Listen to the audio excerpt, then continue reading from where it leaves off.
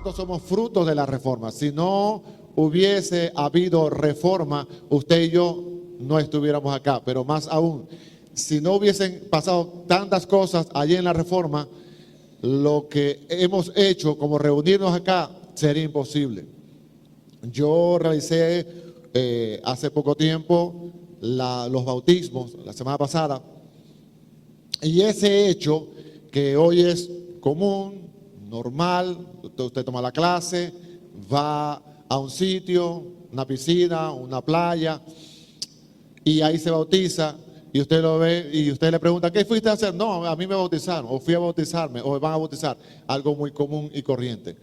Pero ese hecho en 1525 era un delito,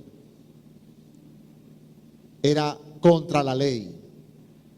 Pero hubo un joven llamado Felix Lickman y bautizó a un ex sacerdote.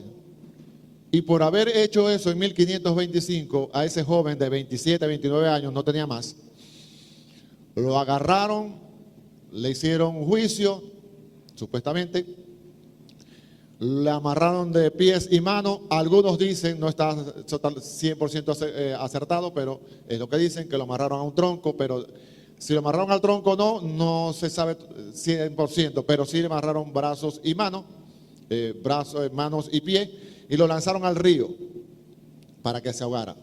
De manera paradójica o irónica, porque a la gente solamente bautizaban a los niños y le echaban agüita en la cabeza. Todavía lo hacen, pero ellos decían que la Biblia dice que había que sumergirse como sumergieron al Señor Jesús y luego salir de allí. Así que lo atan y lo lanzan a ese río para que se sumerja, bien se sumergido y se muera. Pero mientras los llevan allá, su mamá y sus hermanos, posiblemente usted dirá, bueno, estaban llorando, estaban quejándose. No, le decían, no niegas al Señor, mantén tu fe, mantente firme. Y se mantuvo firme y ese joven murió. Y por eso es importante saber acerca de la reforma, porque gracias a eso que él hizo, ese primer bautismo no autorizado, usted y yo podemos bautizarnos públicamente y nadie nos dice nada. Nos aplauden y nos felicitan y nos sacan fotos y lo subimos hoy a las redes sociales. Gracias a un joven como Felix Lickman, que Dios usó. Así que le pido hoy que me escuche brevemente. Abra su corazón, prepare su corazón para escuchar una palabra en esta hora. Si quiere y si puede, por favor, ponga su teléfono modo vibrar, modo silencio, de manera que no se vaya a activar una vez que estemos acá. Le agradezco, si no puede colocarlo modo avión como lo coloco yo, por lo menos lo ponga modo silencio. Si tiene que ir al baño, hágalo rapidito. Y si tiene que estirarse, pues estírese. Pero le agradezco que en estos minutos ponga atención a lo que Dios quiere hablarnos en esta mañana. Señor, nosotros creemos que no hay nada mejor que tu presencia. Señor, gracias. Gracias por este tiempo precioso en el cual mis hermanos y yo hemos escogido la mejor parte. Señor, queremos ser como María, queremos sentarnos a escucharte. Señor, abre nuestro entendimiento, abre nuestros oídos, Señor, pero sobre todo, abre nuestros corazones para escucharte y para obedecerte, Señor. Hemos visto a través de tu palabra cómo haces cosas maravillosas, pero hoy, Señor, te pedimos que nos permitas contemplar tu hermosura, tu belleza, tu santidad a través de la palabra, Señor. Por favor, abre nuestros oídos. Queremos escucharte y necesitamos escucharte, Señor. En medio de tanto ruido, en medio de tanta información, Señor, queremos hoy escuchar tu voz. Señor, abre nuestros oídos espirituales. Mira cuánto te necesitamos, Señor. Te pido, Padre, que uses este vaso de barro en tus manos para traer un mensaje a tu pueblo, a tu iglesia. Señor, necesitamos ser edificados, confortados, confrontados y también transformados a través de tu palabra, Señor. Necesitamos la ayuda de tu Espíritu Santo para hablar esa palabra que transforma y que cambia. Por favor, ayúdanos. Todo te lo pedimos en Cristo Jesús, en el poder de tu Espíritu Santo. Amén y amén. Gloria al Señor. Pido que se ubique hoy en la carta del apóstol Pablo a los Filipenses, en el capítulo número 3, y le voy a leer un versículo. Después vamos a estar yendo en varias partes, pero primero vamos a leer este versículo, el capítulo 3, el versículo 17 de la carta del apóstol Pablo a los Filipenses. Dice así: hermanos, sé imitadores de mí y mirad a los que así se conducen según el ejemplo que tenéis en nosotros. Repito, hermanos, sé imitadores de mí y mirad a los que así se conducen según el ejemplo que tenéis en nosotros. A esta porción le he titulado copias originales. De pronto usted dirá que es algo paradójico, porque si es copia, ¿cómo puede ser original? Bueno, permítame hacerle una breve narración de la historia en el pasado. Para muchos hoy la música, en las películas, pero sobre todo la música, se manifiesta a través de lo que se conoce como el MP3, la música streaming, a través de plataformas. Pero antes la música era hecha o grabada en discos de acetato, 33 revoluciones por minuto. LP le llamábamos, o long play, larga duración. Y hace muchos años hubo una agrupación llamada Los Bee Gees, que grabó un disco de una película y se hizo muy famoso y vendió 25 millones de copias. Fue el disco más vendido durante muchos años, hasta que llegó el señor Michael Jackson, y en 1983 sacó un disco llamado Thriller, y ese disco se lanzó y empezó a vender copias y pasó los 25 millones, pero el libro Guinness se detuvo para ver hasta dónde llegaba, y vendió 26, y vendió 27, y vendió 30, y vendió 31, y vendió 32, y vendió 33 millones de copias. Y ahí quedó, ese es el disco más vendido. Dicen por ahí, según leí, que había otras cosas, pero ese es el disco más vendido de la historia. Y curiosamente, dice 33 millones de copias originales, porque habían también copias, sobre todo en cassette. Usted copiaba los cassettes, pero estas eran copias originales, es decir, venían directamente del acetato original que él grabó, y de ahí se hacían esas copias, de manera que se certificaban y decían: estas son copias originales. De hecho, si usted lee su partida de nacimiento, usted va a ver que dice: este es copia fiel del original. Y usted va y hace sus transacciones a nivel legal. Y quería dar esta connotación para que cuando vaya en el mensaje usted entienda esto. Y cuando veo a Pablo diciendo: sean imitadores de mí, uno podría decir: este hombre como que era muy echón, como que era maracucho, como que era muy osado, como que era muy orgulloso, muy altivo y muy soberbio. Imítenme a mí. No hay que imitar a Cristo, no es el objeto de nuestra adoración. Pero este hombre, a través del tiempo, Dios fue trabajando en él.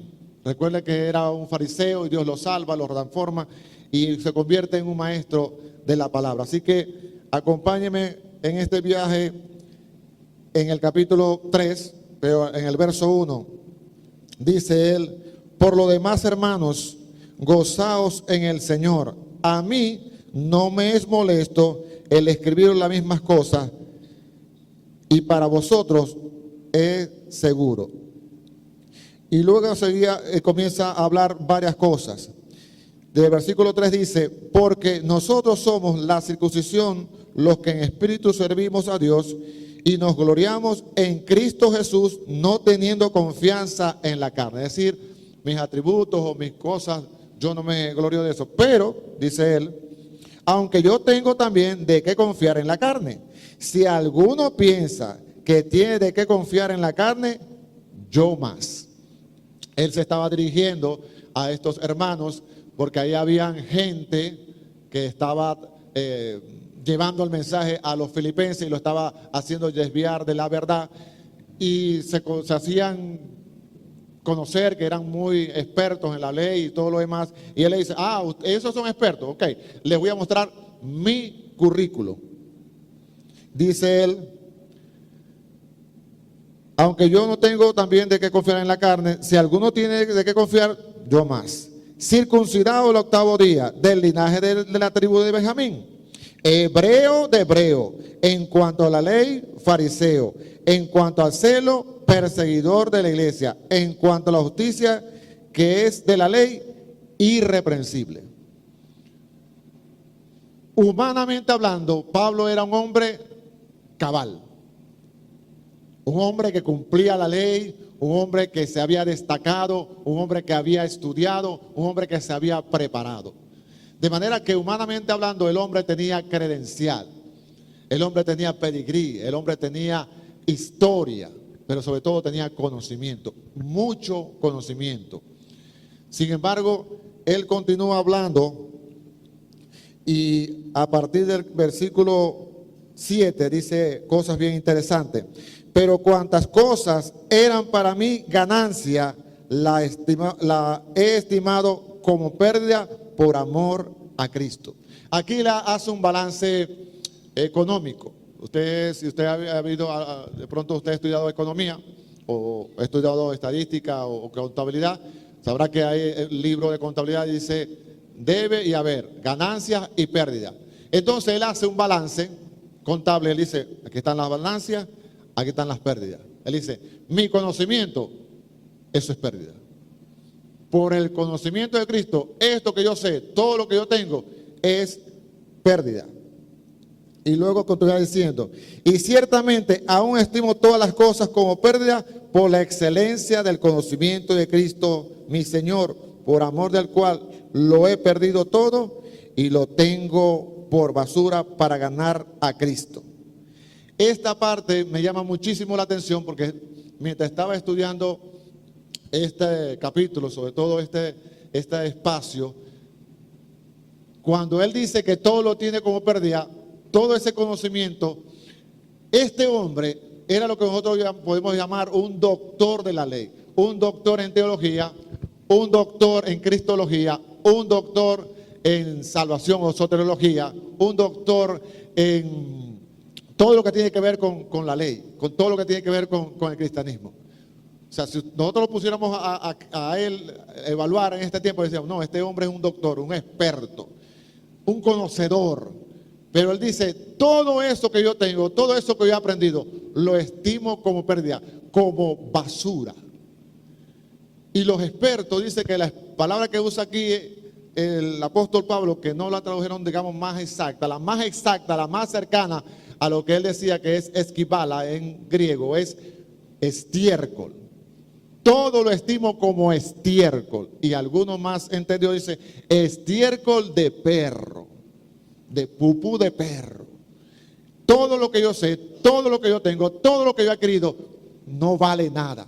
Eso es repugnante si lo comparo con la excelencia de la cruz. Lo que llamaban locura, para él, la cruz de Cristo, esto sí es excelente. Lo que Cristo hizo en la cruz, como decía nuestro hermano Efraín, morir por mí, por mis pecados. Hoy podemos celebrar la Santa Cena porque Él murió en la cruz por este vil pecador. Y cuando Él hacía ese balance de todo lo que Él obtuvo, o lo que tenía, Él decía, eso no es nada, eso es basura, eso es estiércol, eso no vale nada. Conocer a Cristo a través de su palabra es lo más valioso que yo pueda tener, que yo pueda obtener. Y ojalá que pudiéramos nosotros poder tener ese espíritu de nuestro hermano Pablo en cuanto a lo que logramos obtener. Y él continúa diciendo en el verso 10, a fin de conocerle y el poder de su resurrección y la participación de sus padecimientos, llegando a ser semejante a él en su muerte. Y esta parte no nos gusta mucho, sobre todo la de padecimiento. Pero eso le decía a los filipenses: mire, aquí la vida cristiana, hay vida abundante, hay promesas, hay cosas maravillosas, pero también hay padecimiento. Porque dentro del cristianismo, dentro de la vida cristiana, hay momentos en que usted va a padecer, como le contaba este joven Felix Lickman, que padeció por amor a su Señor, al punto que dio su vida literalmente. Y muchos de estos hombres, incluyendo a Pablo, dieron su vida literalmente por el Evangelio. Y hoy el Evangelio ha tomado unas formas muy diferentes a lo que era originalmente o lo que era en la Escritura. Y por eso he considerado que nosotros necesitamos también una reforma para este tiempo en nuestra vida, de ver cómo es el Evangelio según lo que dice la Escritura y no según lo que a nosotros nos parece. Y luego más adelante dice, en el verso 12 dice: no que lo haya alcanzado ya, ni que ya sea perfecto, sino que prosigo para ver si accido o si agarro, a ver si logro asir aquello para lo cual también fui asido por Cristo Jesús. Hermanos, yo mismo no pretendo haberlo alcanzado ya, pero una cosa hago, olvidando ciertamente lo que queda atrás, extendiéndome a lo que está adelante, prosigo a la meta. Me extiendo a lo que está adelante y olvido lo que está atrás. Y lo que está atrás pueden ser mis logros, pueden ser mis sueños, pueden ser mis fracasos, mis pecados, pero todo eso lo dejo atrás, dice el apóstol Pablo, y me extiendo a lo que está adelante y prosigo a la meta. Él está usando una imagen atlética, lo que usaban en aquel tiempo. Los atletas corrían para ganar un premio, y esos premios, según veía, era una corona de laurel. Sí, no era metálico, no era oro, no era plata, no era un trofeo, era una corona de laurel que se marchitaba al poco tiempo, pero ellos se esforzaban. Y veía, lo leía, una expresión que creo que fue del atleta Usain Bolt, uno de los hombres más rápidos del mundo. Él decía: yo me entrené 4 años, esfuerzo, ejercicio, y me abstuve de muchas cosas, 4 años para correr una carrera de 9 segundos. Me esforcé 4 años por una carrera de 9 segundos. Y en este tiempo hay gente que no se quiere esforzar por nada. Y eso me hizo reflexionar, porque estos hombres que uno ve en la Escritura fueron hombres que sirvieron al Señor con ahínco, con esfuerzo. Pero hoy tenemos un evangelio donde no hay esfuerzo, donde supuestamente todo está a pedir de boca. Es decir, tú declaras algo y ya Dios mágicamente, como si fuera el genio de la lámpara, y está obligado a responderte. No solamente que tú le dices: Señor, mira, necesito un trabajo, necesito dinero o necesito salud. No, Él está obligado por su palabra a obedecerte. Como el genio de la lámpara. Si ustedes han visto el genio de la lámpara de Aladín, él está obligado a concederte los 3 deseos porque tú lo sacaste de la lámpara.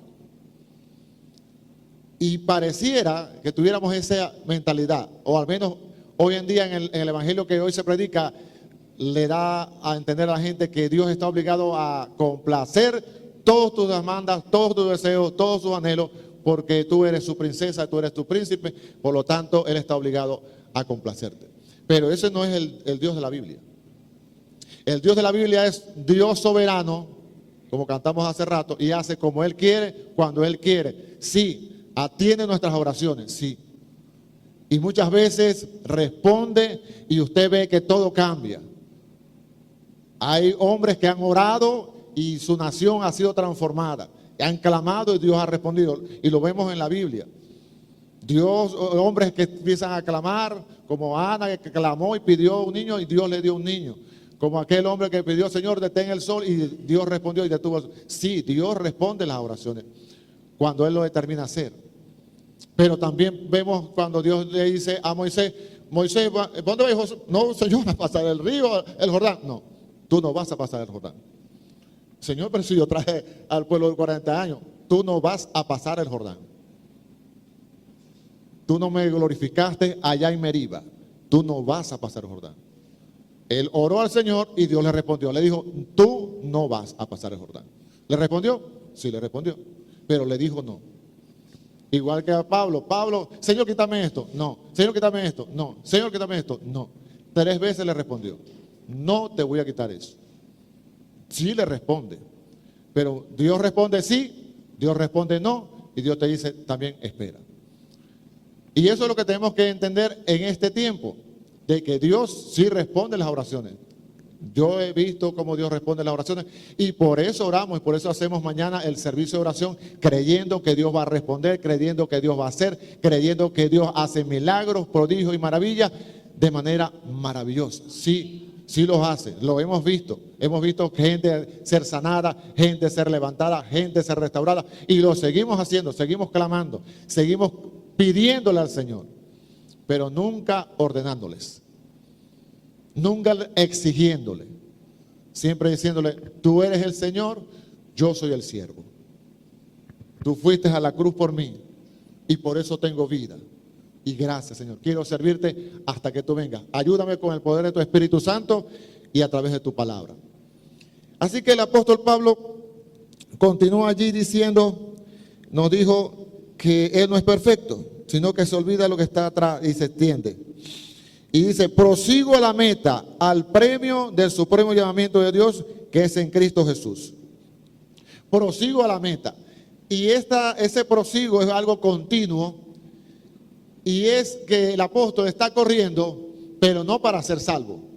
Corre porque ya es salvo. Ya soy salvo. Ya soy salvo. No estoy corriendo para salvarme. Ya soy salvo. Y eso es maravilloso porque a veces pensamos que tenemos que hacer cosas para ser salvos. Eso lo dicen las religiones, para que usted sepa. Sobre todo las religiones falsas. Al musulmán le dice, tienes que rezar 5 veces al día. Y el musulmán se postra a lo que escucha y se tira al suelo. 5 veces al día. Y tienes que portarte bien, y tienes que hacer esto, y tienes que hacer aquello, para optar al cielo. Para optar al cielo, pero no tienen asegurado el cielo. Pero ellos hacen y hacen y hacen. Y todas las religiones te dicen, tienes que vender esto, tienes que hacer aquello, tienes que ir para allá, tienes que hacer. Pero el Evangelio te dice, tú no tienes que hacer ni debes hacer nada. Solamente poner tu fe en el que murió en la cruz. El que murió por ti. Y pareciera que fuera más difícil poner la fe en el que murió en la cruz que hacer cosas. Pero eso es lo que dice la Escritura. Escuchaba a alguien y me llamó, me voló la cabeza porque estaba haciendo como una especie de clase y decía, mira, la salvación sí, es por gracia, pero la gracia que Cristo logró en la cruz solamente aporta 60%, el otro 40% lo haces tú. ¿De dónde sacó eso? No sé, pero no está en mi Biblia. Porque en Efesios 2, 8 y 9 dice, por gracia sois salvos por medio de la fe. Y esto no es de vosotros, no por obras, para que nadie se gloríe. De manera que de dónde sacó esa persona eso, no lo sé. Pero la gente estaba allí y estaba aplaudiendo y estaba emocionada. Pero no lo sacó de acá. Y por eso es importante que usted y yo meditemos cada día en esta palabra y la comamos y la mastiquemos y creamos en ella y sigamos lo que dice allí. Hoy en las redes sociales se dice de todo. Puede verlas, véala. Yo no le voy a decir qué red social vea o cuál no. Lo que sí le digo es, pase todo por el filtro de la Escritura. De Génesis hasta Apocalipsis. No acepte esos versículos sueltos. Recuerde que la Biblia es una unidad completa. Un capítulo, un versículo depende de un capítulo. Y ese capítulo depende de un libro. Si usted saca algo de allí suelto, puede creer cualquier cosa. Es lo que dice la Escritura. Y para eso tenemos que meditar, orar y estudiar.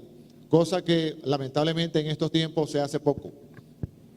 No estoy diciendo que usted tiene que ser un teólogo, experto en hebreo, experto en arameo y experto en griego. No, si puede estudiarlo, bueno, gloria a Dios. Hoy hay muchas herramientas que le permiten hacer eso aún sin hablar ese idioma. Pero si usted lo puede hacer, hágalo.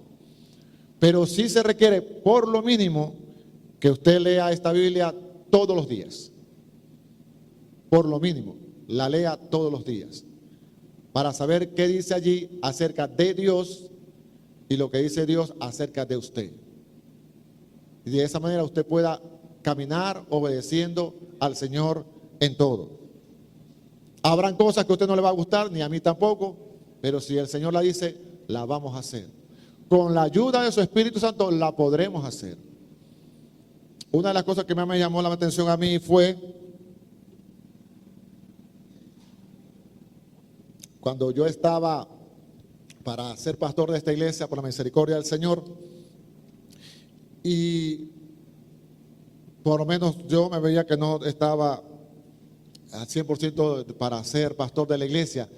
Y sobre todo cuando leía la primera carta de Timoteo, capítulo 3, cuando dice, estos son los requisitos de un obispo, de un pastor.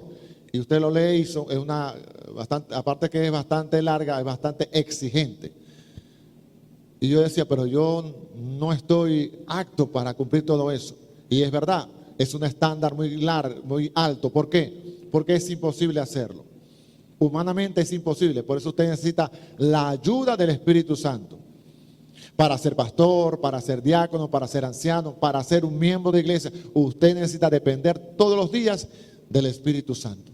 No nuestra habilidad, no es nuestra capacidad, es el Señor. Y el Pablo lo entendía perfectamente. Luego continúa diciéndonos, así que todos los que somos perfectos, esto mismo sintamos. Y si otra cosa sentí, esto también lo revelará Dios. A mí me llama la atención esta parte porque en un versículo anterior dice, no es que ya sea perfecto. Y en este versículo dice, a los que somos perfectos. Esto es lo que usted podría decir, bueno, aquí hay una contradicción. ¿Ve? Por eso no me gusta la Biblia. Porque la Biblia se contradice. No, la Biblia no se contradice. Pero aquí dice que no era perfecto y aquí dice que es perfecto. Sí. Pero estamos leyendo todo el contexto. Él está diciendo, hermano, yo no soy perfecto. No lo he alcanzado todo. Sigo corriendo a la meta, que es mi Cristo. A los que somos perfectos, a los que somos maduros, a los que hemos caminado un trecho largo en el Evangelio y hemos aprendido cosas y Dios nos ha enseñado y estamos preparados para enseñar a otros. Eso es lo que quiere decir él a los que somos perfectos, a los que somos maduros. Es decir, los que tenemos tiempo en el Evangelio podemos y debemos enseñar a otros. Tenemos esa responsabilidad. Lo que hemos aprendido, lo poquito que hemos aprendido de la Biblia, enseñarles a aquellos que están comenzando. A los que somos perfectos, a los que somos maduros. Porque usted y yo debemos caminar en el Evangelio y debemos ir madurando. Así como un niño nace en el pecho, usted lo cría, la mamá lo amamanta, luego ese niñito empieza a crecer, usted le da otro tipo de alimento y luego comienza a gatear y luego comienza a caminar y luego termina corriendo, poco a poco. Y usted le enseña a hablar. Así mismo es en el Evangelio, el mismo proceso, es el mismo proceso. Entonces lo que hemos aprendido durante el tiempo, debemos dar ese conocimiento a otros, para que otros puedan seguir caminando. Si nosotros hemos corrido 5 años, 15 años, 20, 30 años, debemos ayudar a aquel para que, hermano, sí se puede, sí podemos correr, ven, vamos a correr juntos, sí podemos correr hasta que Cristo venga. De eso se trata. No es que, yo sí sé mucho, no. De hecho, he escuchado una expresión que me encanta, que dice, lo que sabemos es una gota de agua. Lo que ignoramos es todo un océano. Y esa es la verdad. Con respecto a la Biblia, hermanos, yo sé, lo que yo sé es una gota. Y lo que ignoro es un océano. Me falta mucho por conocer del Señor. Porque la Biblia es la mente de Dios y nuestro Dios es infinito. Usted y yo ni siquiera sabemos lo que significa infinito, porque no conocemos nada infinito. Para nosotros todo es finito. El tiempo, pasa la hora, se terminó la hora, llega otro día, llega otra semana, llega otro mes, llega otra estación u otro año. Pero nuestro Dios es eterno. Por eso dice que para Él un año es como, un día es como 1000 años. Pero no es que son 1000 años, sino que para Él es eso, porque no es nada. Ay, Señor, tú sí te has tardado. No, te dije que en un momento vengo. Voy pues a preparar lugar y regreso. Pero han pasado 2000 años, para ti y para mí. Para Cristo simplemente va y viene. Y es maravilloso saber eso, porque Él prometió volver. Y nosotros lo estamos esperando. Y mientras vienes, vamos a hacer lo que debemos hacer. Ayer salimos a llevar el mensaje. La mayoría de la iglesia no vino. Porque no pudo, porque se lo olvidó, porque estaba cansado, porque estaba ocupado, porque estaba trabajando, por lo que sea. Pero no vino. Pero fuimos un grupo pequeño y nos despegamos en 3 y fuimos a varios lugares a visitar personas. Y vimos que había gente que nos rechazaba. No, no quiero eso. No, yo soy de tal religión. Eso fue lo más duro que nos hicieron. No, no me deis nada. A mí me voltearon la cara. Y aún así le llegué. Buenas noches, mira. Lo puso ahí. Con mucho desprecio. Y me dijeron, mira, ¿qué es eso? Sí, de la iglesia, sí. Te quiero invitar, te quiero traer tu mensaje de parte del Señor. Ah, sí, ok. ¿Quería una cerveza? No. Ah, bueno. Eso fue lo más duro que me dijeron fue eso. Pero cuando estos hombres estaban llevando el mensaje, era a causa de golpes, encierros y muerte. Y muchas veces no queremos ir porque la gente nos desprecia, nos llama loco, nos llama fanático o se burla en nuestra cara. Y es lo más que nos pueden hacer. Pero no queremos ni siquiera eso. Pero esa es parte del trabajo y es parte de ser cristiano, llevar el mensaje de salvación a otros. Hombres fieles que sean idóneos también para enseñar a otros. Porque mientras Cristo viene, usted y yo tenemos que decirle, Cristo viene, Cristo viene, Cristo viene. Ajá, Jenny, si no hacen caso, ya nosotros le dijimos que Cristo venía. Cuando Él venga y el Señor venga a buscar a su iglesia, el que no aceptó, no aceptó. Pero como no sabemos quiénes van a ser salvos, ni cuántos van a ser salvos, nosotros seguimos llevando el mensaje. Como lo hacía en aquel tiempo, como lo hacía Noé. Dice que pregonador de justicia. ¿Cuánto tiempo? No sé. Algunos dicen que fueron 120. No sé. Pero él estuvo, viene un diluvio, viene un diluvio, viene un diluvio. Es un loco, viene un diluvio. Nunca ha llovido, viene un diluvio. Y el diluvio vino. Juan estuvo diciendo, viene el Cordero de Dios, viene el Cordero de Dios. He aquí el Cordero de Dios que quita el pecado del mundo. Y después lo encerraron y lo mataron. Pero él cumplió su labor. Ahora tú y yo estamos en este tiempo para decirle al mundo que viene por segunda vez el Cristo de la gloria. No como un cordero, ya no va a venir calladito. No, ahora viene, dice la Biblia en el Apocalipsis, que saldrá una espada de su boca para hacer juicio. Y quizás a usted no le gusta mucho a ese Dios, pero nuestro Dios es un Dios justo. Ha estado por muchos años usando a hombres y a mujeres, llevando el mensaje, diciéndole, vengo pronto, he aquí vengo pronto, he aquí vengo pronto. Y usted y yo tenemos que ser esos pregoneros de justicia, diciéndole al mundo que Él viene pronto, porque estos hombres lo hacían. Así que nosotros que tenemos un poquito más de conocimiento, vamos a enseñarle a aquel que está empezando. Tenemos esa responsabilidad. Y usted que está empezando, acérquese. Queremos enseñarle. Queremos mostrarle lo que dice la Escritura. No para decirle, ay, yo sí sé mucho. No. Lo poquito que yo sé, te lo quiero dejar a ti. Ya yo tengo 59 años Tengo 35 en el Evangelio y no sé cuánto tiempo más voy a estar en el planeta Tierra. Dios me salvó de una caída. Pero no sé cuánto voy a estar en la tierra. Pero sí me gustaría dejarle a la gente o a los que se acerquen el conocimiento que he adquirido durante estos años, podérselo transmitir a ustedes. No hay ningún problema por eso. Porque quiero decirle, sobre todo a la juventud, ustedes no son el futuro de la iglesia. Si le dijeron a ustedes que ustedes son el futuro, ustedes no son el futuro de la iglesia. Ustedes son el presente de la iglesia. Ustedes ya tienen que agarrar la batuta y empezar a hacer lo que Dios le ha mandado a hacer. No se crean menores que nosotros, porque nosotros tengamos más tiempo. No, ustedes son el ya de la iglesia. Ustedes tienen que ya levantarse como se levantaron estos hombres de la Reforma que tenían 25, 21, 20 años y empezaron a hacer ese trabajo. Ustedes también tienen que levantarse en el poder del Espíritu Santo para que Dios los use ya en este tiempo. Ustedes tienen que levantarse. ¿Por qué? Porque nosotros estamos encima de aquellos hombres que nos levantaron y llevaron el mensaje de salvación en el primer siglo y en el siglo XVI con la Reforma y empezaron a hacer todo eso. Nosotros estamos caminando encima de esos hombros y nos dejaron mucho ejemplo.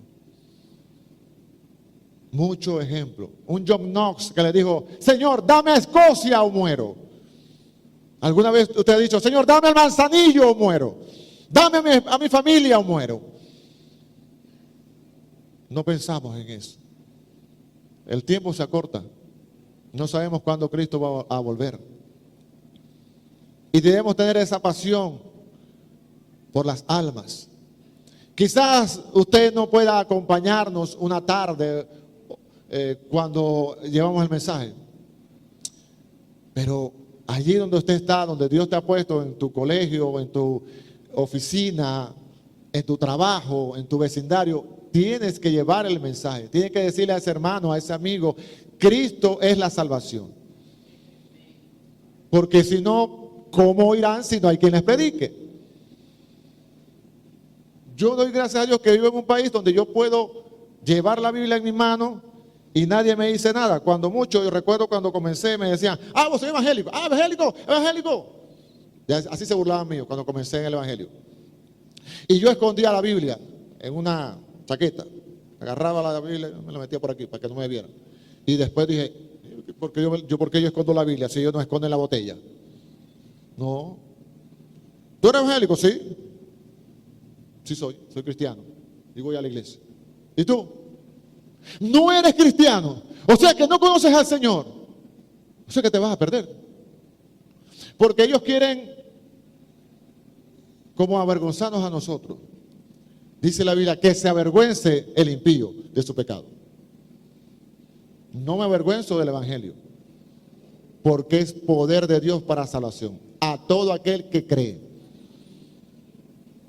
A veces pensamos que el poder está en esas cuestiones mágicas, el rayo, como en las películas de Marvel.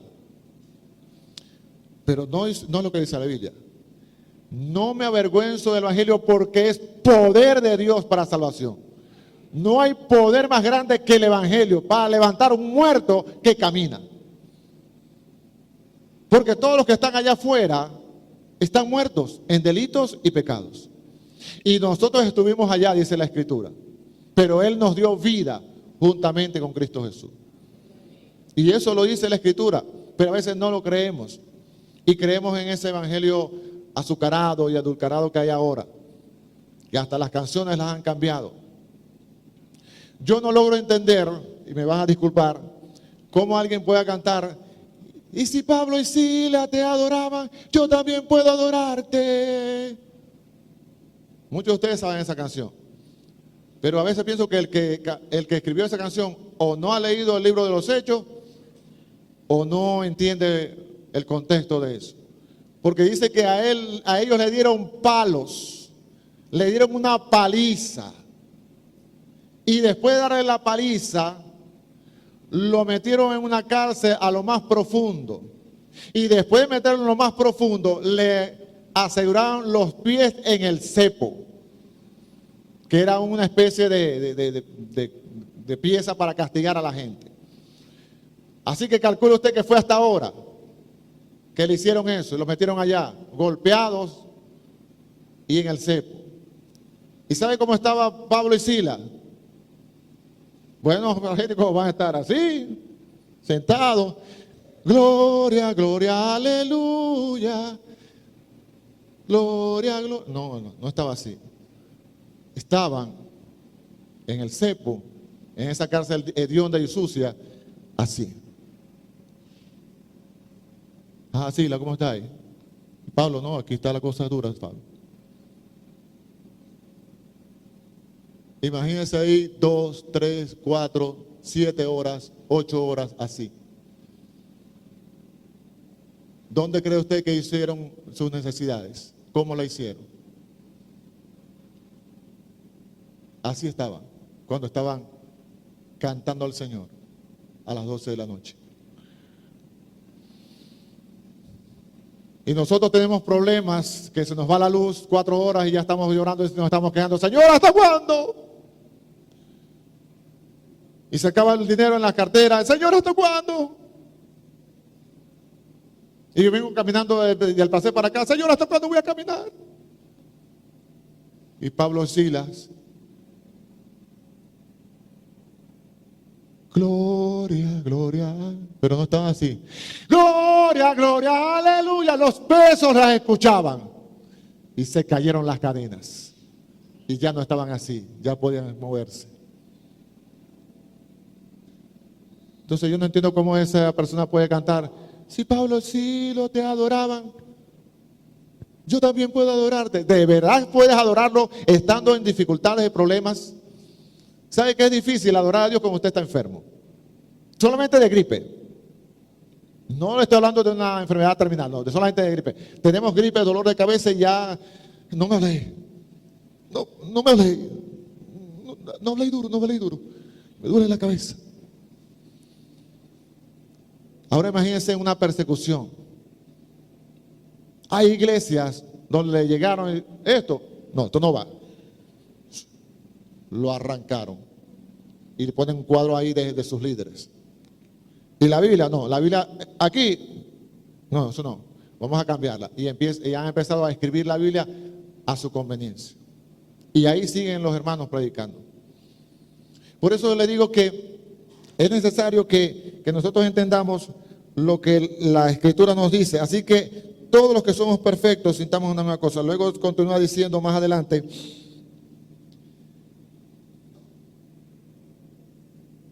El 16, pero en aquello en que hemos llegado, sigamos una misma regla, sintamos una misma cosa. Y ahí llegamos al 17. Hermanos, sé imitadores de mí y mirad a los que se conducen según el ejemplo que tenéis en nosotros. Hermanos, imítenme. ¿Y qué te voy a imitar, Pablo? La paciencia que Dios ha tenido conmigo, de cómo a pesar de las dificultades he seguido sirviendo al Señor, a pesar de que me han golpeado en Listra, en Derbe, en Iconio, aunque he pasado por naufragio, por hambre, por desnudez, sigo sirviendo al Señor. ¿Qué te voy a imitar, Pablo?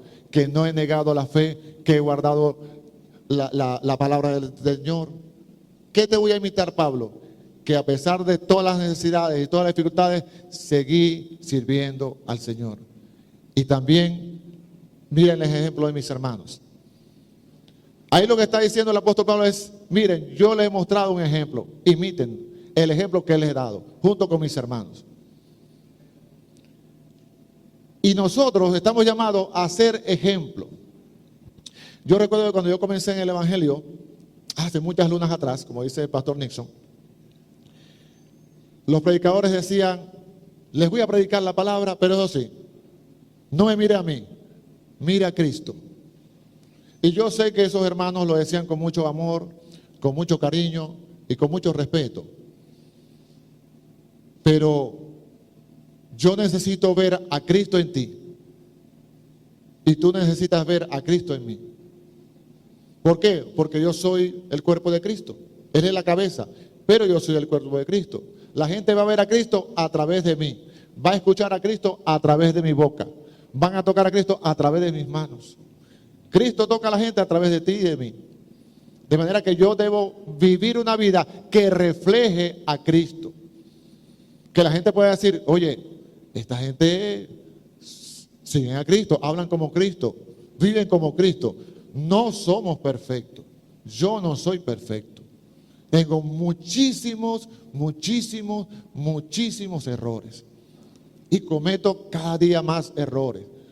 Así que no pretendo presentarme delante de ustedes y decirles, miren este modelo, imítenme a mí. No pretendo hacer eso en el sentido de que mostrarme perfecto. Porque ser maduro no es no cometer errores, es reconocer los errores. De hecho, el apóstol Pablo es un hombre que ha madurado tanto, que ha querido tanto conocimiento, tantos títulos, tantas cosas. Él dice, eso es basura. Eso no vale nada. Y eso lo podemos imitar. Un hombre que escribió la mitad del Nuevo Testamento y te diga, eso es basura. Si Cristo no está, eso es basura. Si tienes un trabajo, si tienes una empresa, si logras cualquier cosa y Cristo no está, eso es basura. Nada puede tener valor si Cristo no está en el centro. ¿Quiere una casa? ¿Para qué? ¿Un carro? ¿Para qué? ¿Le va a traer gloria a Dios? ¿Le va a traer alabanza a Dios este carro, ese trabajo, esos estudios? Todo lo que hagamos, dice la Biblia, sea para la gloria de Dios. Para eso debemos vivir, pero muchas veces queremos que la gente nos mire a nosotros. Mire lo que es el ejemplo. Acompáñeme a la carta de Tito, de cómo debemos ser ejemplo según lo que nos dice la Escritura. En la carta de Tito hay un ejemplo muy claro. Tito capítulo 2. Tito capítulo 2. Comenzando el versículo 1 dice así. Pero tú, hablándole a Tito, Pablo a Tito, también era un muchacho, jóvenes, miren cómo le decía a este muchacho Pablo, pero tú habla lo que está de acuerdo con la sana doctrina, que los ancianos sean sobrios, serios, prudentes, santos en la fe, en el amor, en la paciencia. Y después dice a estas mujeres, fíjense, en el 3. Las ancianas asimismo sean reverentes en su porte, no calumniadoras, no esclavas del vino, maestras, ¿qué dice en su Biblia? Maestras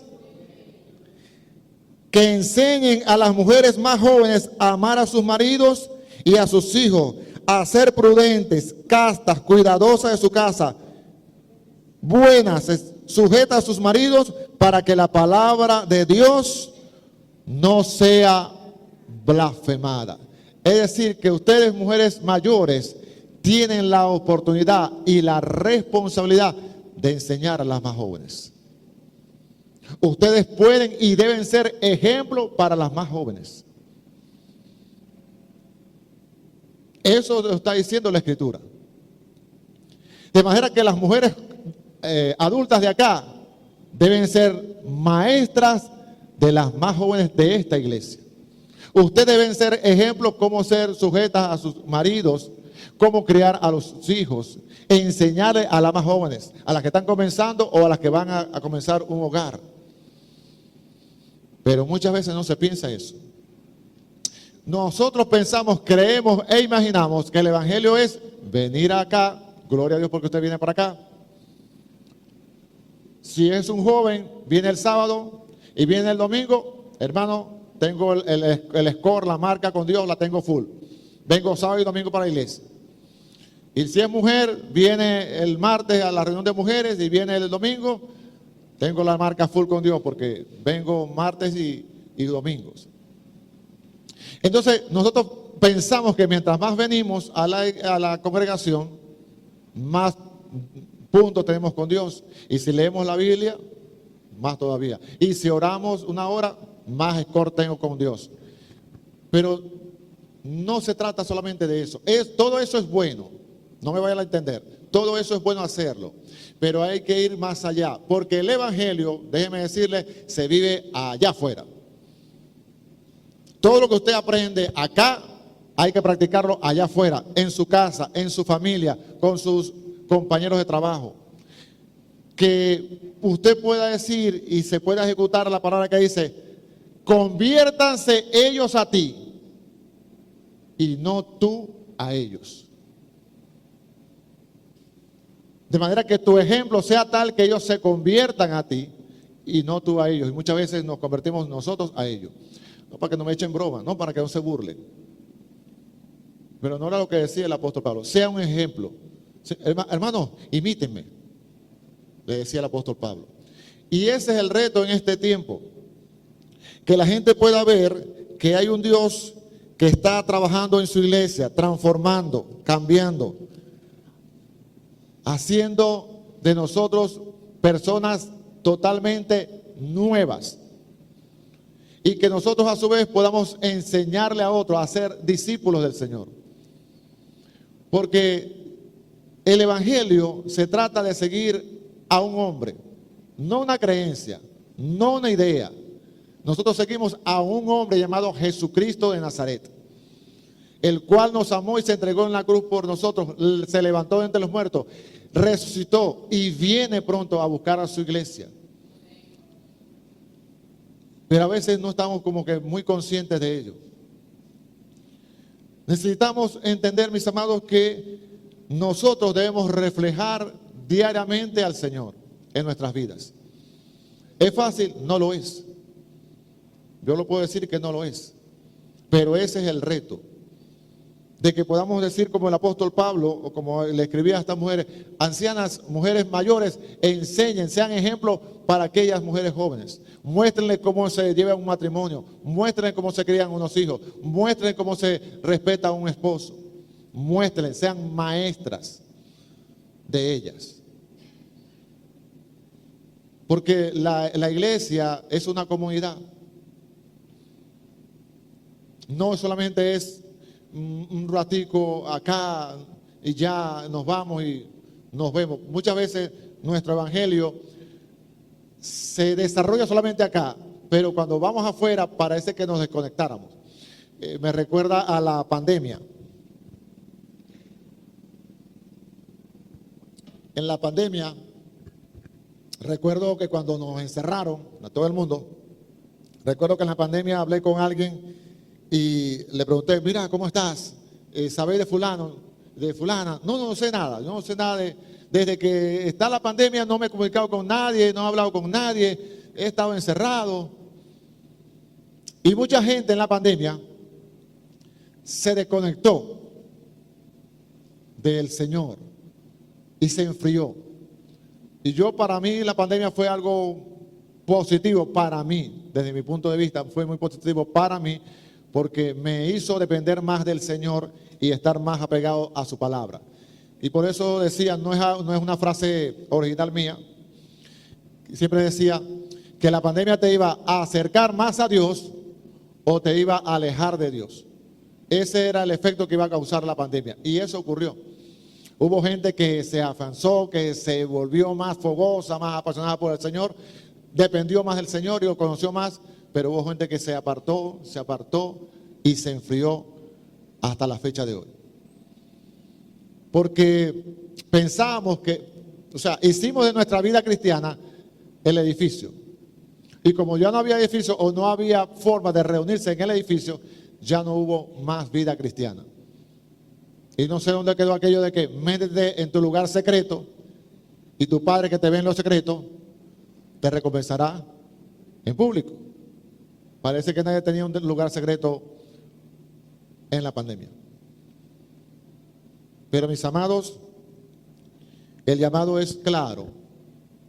Necesitamos entender que hemos sido llamados a reflejar a Jesús, a ser una imagen o alguien que refleja a Jesús, como hace la luna que refleja la luz del sol. Recuerden que Jesús es nuestro sol de justicia, de manera que nosotros debemos reflejarlo a Él. No, vuelvo a repetir, no somos perfectos, pero sí debemos ser esas copias fieles que reflejan a nuestro Señor, que hablamos con nuestro Señor, que perdonamos como nuestro Señor, que podemos decirnos nuestras diferencias, porque siempre lo va a haber. Pero lo importante de todo esto es que a pesar de nuestras diferencias, Dios nos ama, Dios nos transforma, Dios nos cambia y sigue trabajando en nosotros. ¿Para qué? Hay cosas que en usted y en mí deben morir. Me encanta esa porción que dice el apóstol Pablo: con Cristo estoy juntamente crucificado, y ya no vivo yo, mas Cristo vive en mí. Con Cristo estoy juntamente crucificado. Pero actualmente siento que la gente no lo dice de esa manera, o al menos no lo vive así. Dice: con Cristo no estoy juntamente crucificado, y ahora vivo yo, y no vive Cristo en mí. Pareciera que fuese así, pero no es así como dice la Biblia. Con Cristo estoy. Y hay muchas cosas, para cerrar, que en usted y en mí necesitan ser crucificadas. Hay muchas cosas, a menos en mí, no sé en usted, pero en Argenis Moreno hay muchas cosas que necesitan todos los días llevarla a la cruz, para morir a mis intereses, a mi orgullo, a mi soberbia, a mi vanidad. Hay muchas cosas que hay todavía en mi vida que están vivas y necesitan morir en la cruz. Póngase de pie. Mientras pasan los músicos, le digo que ojalá que usted pueda ser una copia original del Señor. No sin defecto, no. Con nuestros defectos, para que se vea su gloria, para que la gente lo mire a Él a través de nosotros. Oramos. Señor, tus siervos, los profetas, los apóstoles, vivieron vidas consagradas a ti.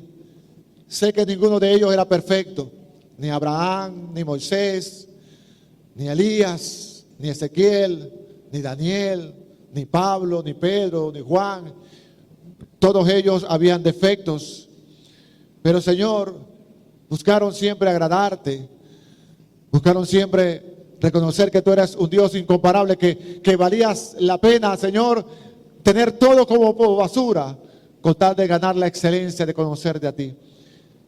Ellos pudieron experimentar tu belleza, tu santidad, tu señorío en sus vidas. Señor, ayúdanos a nosotros a caminar de esa forma, a ver tu hermosura, tu belleza. Señor, que tu cruz no fue en vano, que tu cruz no fue en vano, Señor. Sé que hay muchas cosas que deben morir, que debo entregar en la cruz, Señor, para que tú vivas. Por favor, ayúdame. Señor, tú sabes que hay en mi corazón cosas que no son agradables a ti. Por eso digo como el salmista: Señor, examíname y ve si hay en mí camino de perversidad, y límpiame, Señor, porque quiero agradarte, Dios, pero no solamente de manera externa para que la gente me vea, sino que realmente quiero ser transformado. Señor, necesito ser transformado en el poder de tu